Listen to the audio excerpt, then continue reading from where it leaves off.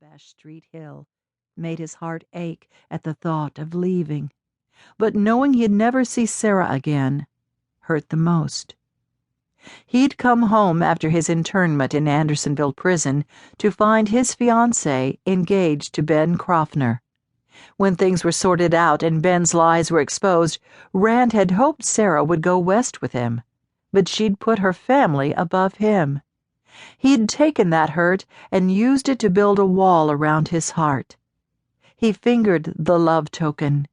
What good would it do in his pocket? He'd never give it to anyone else because he'd never feel like this about anyone else. That kind of love was dead for him. He pulled out the token and thrust it into Jacob's hand. "Give this to Sarah, Jake. Tell her I'm sorry it didn't work out, and I hope she has a happy life." Jacob's fingers closed around the token. "You make it sound like there's no hope for the two of you. There isn't. I wish it weren't so, but I doubt I'll see Sarah again." Rand hefted the haversack over his shoulder and picked up the hamper of food, then his satchel. "All aboard?" He was a cavalryman, and this was what he wanted, a life he made for himself, beholden to no one.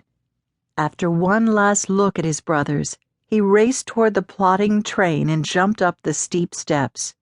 He caught one last glimpse of Jacob, standing with one arm upraised, his other arm around their younger brother, Shane.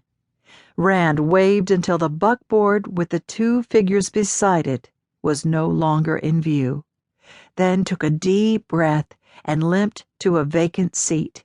His great adventure was about to begin.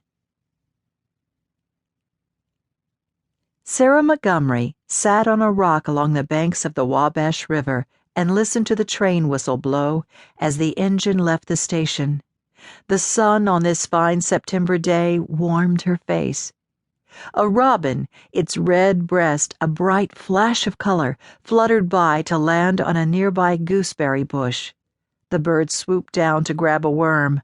The rhythm of life went on even though her heart felt dead in her chest.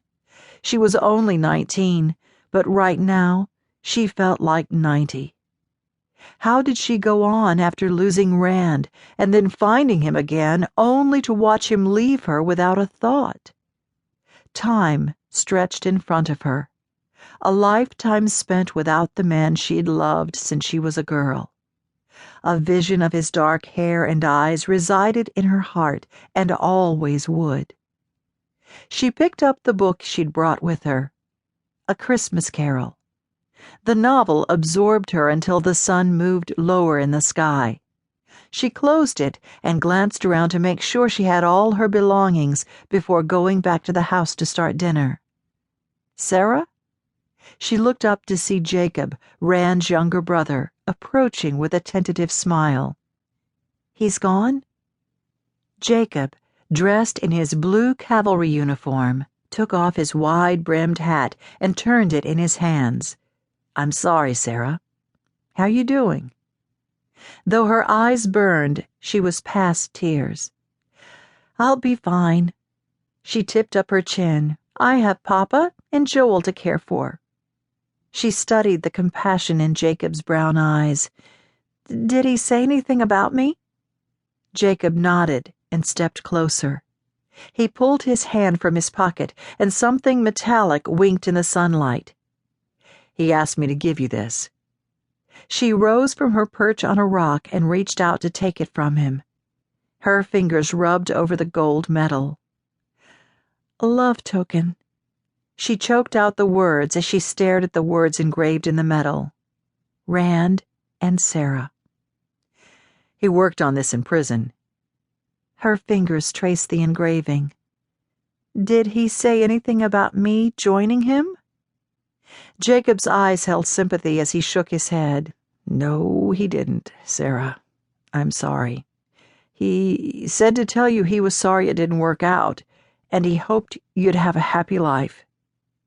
The pain crushed in on her again. The goodbye was final, just like the one that loomed with her father. Her fingers closed around the coin, and the edges bit into her palm. "Thank you, Jacob."